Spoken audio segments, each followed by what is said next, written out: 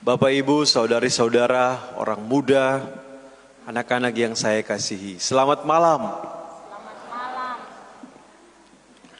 Hari ini kita mengakhiri masa Prapaskah, di mana kita merayakan Hari Raya Kamis Putih. Sehingga kalau kita lihat di sini hampir 90% pakai putih, ya. Ini mau menandakan apa? Bahwa hari Kamis Putih merupakan hari perjamuan terakhir Tuhan Yesus bersama dengan murid-muridnya. Akan tetapi, ini perlu digarisbawahi bahwa perjamuan malam terakhir bukanlah perjamuan keputusasaan. Bukanlah perjamuan kesedihan, melainkan perjamuan yang penuh dengan keakraban, perjamuan persaudaraan, perjamuan yang penuh makna, dan perjamuan cinta. Mengapa disebut perjamuan cinta? Karena dalam perjamuan itu merupakan wujud nyata dari cinta Kristus yang total, tak terbatas, tak bersyarat, utuh kepada kita manusia. Dalam bacaan pertama tadi, Paskah perjanjian lama, bangsa Israel bisa selamat.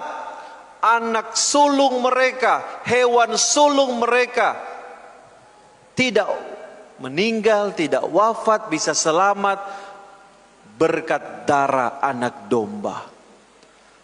Tapi dalam perjamuan akhir ini, Yesus menjadi anak domba. Sehingga Yesus menjadi kurban. Inilah tubuhku yang dikurbankan bagimu. Inilah darahku yang diserahkan bagimu. Ingatlah ini menjadi peringatan akan aku. Ini mau membuktikan bahwa kita semua, bahwa cinta Kristus bukanlah hanya satu slogan, bukannya hanya satu seruan, bukan hanya sebagai wacana untuk keselamatan umat manusia, tapi cinta Kristus merupakan aksi nyata bahwa Kristus sungguh-sungguh menyelamatkan kita. Dan bukan hanya itu, dalam perjamuan akhir itu ditunjukkan betapa besar cinta Kristus dengan Dia melayani, membasuh kaki murid-muridnya. Ini melambangkan kerendahan hati.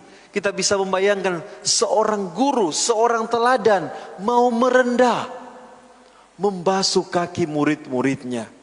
Sehingga Petrus terkejut.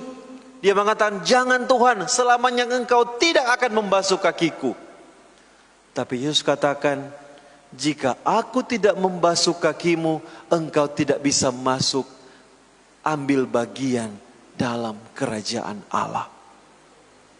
Ini juga membuktikan kepada kita semua bahwa kita orang Kristen, kita orang Katolik, cinta kita harus nyata juga lewat pelayanan kasih terhadap sesama. Bukti cinta kita kepada Tuhan, bukti cinta kita kepada sesama dengan mau merendah. Dalam bahasa aksi puasa pembangunan, solider ya, dengan sesama kita, peka, peduli dengan orang-orang yang ada di sekitar kita. Ya, ini menjadi ciri khas kita sebagai orang Kristen yang penuh dengan cinta. Ya. Kalau kita ingat lagu yang begitu bagus, Puji Syukur 659, Cinta Kasih Allah, dia punya ayat bagus. Walau kaya raya dan kuasa, walau cantik indah mempesona, walau pandai dan gagah perkasa, percumalah tanpa cinta kasih. Percuma, omong kosong, bullshit. Kita mengaku orang Kristen, kita mengaku orang Katolik, tapi nyanda ada kasih. Percuma kita mengatakan saya punya cinta kasih, tapi saya tidak melayani. Yesus memberikan teladan yang luar biasa.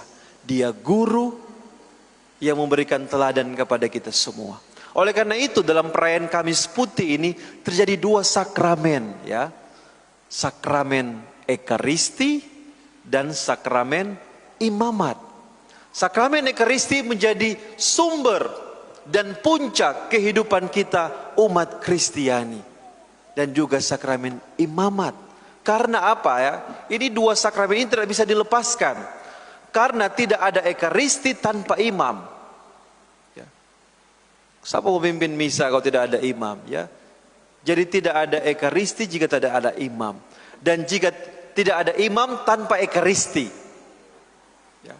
Dan tidak ada Ekaristi, kalau tidak ada Ekaristi maka tidak ada gereja.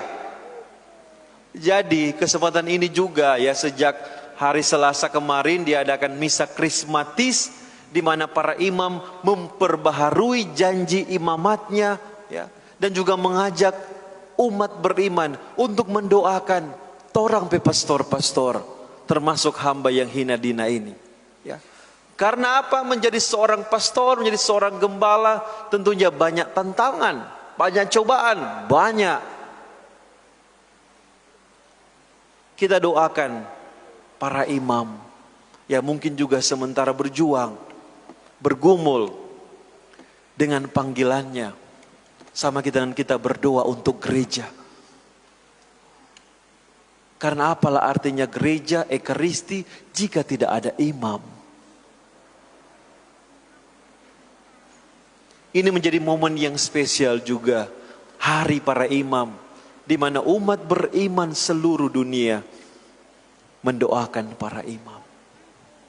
Dan dalam perayaan Kamis Putih ini ada perintah baru yang diberitakan kepada kita semua sebagai pengikut-pengikut Kristus, yaitu perintah untuk saling mengasihi dan perintah untuk saling melayani satu dengan yang lain. Kalau Kristus sebagai guru mau melayani, mau turun untuk merendah, membasuh kaki, apalagi kita.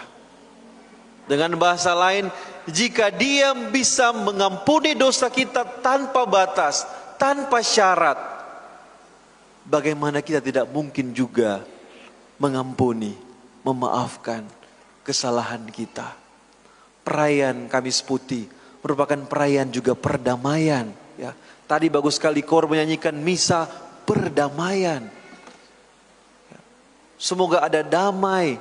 Kita berdamai dengan Tuhan, berdamai dengan sesama, berdamai dengan diri kita sendiri.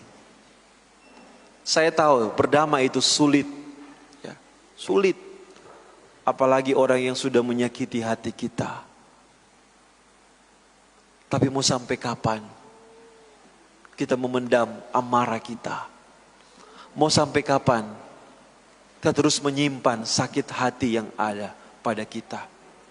Mau sampai perayaan hari Kamis Putih tahun berapa kita mau bisa membuka hati kita untuk mau berdamai dengan sesama kita? Mari kita jadikan perayaan yang mulia, agung, kudus ini sebagai perjamuan Ekaristi yang sungguh-sungguh mengubah diri kita, agar hati kita pun seperti seputih perayaan ini, seagung, semulia perayaan Kamis Putih ini. Amin.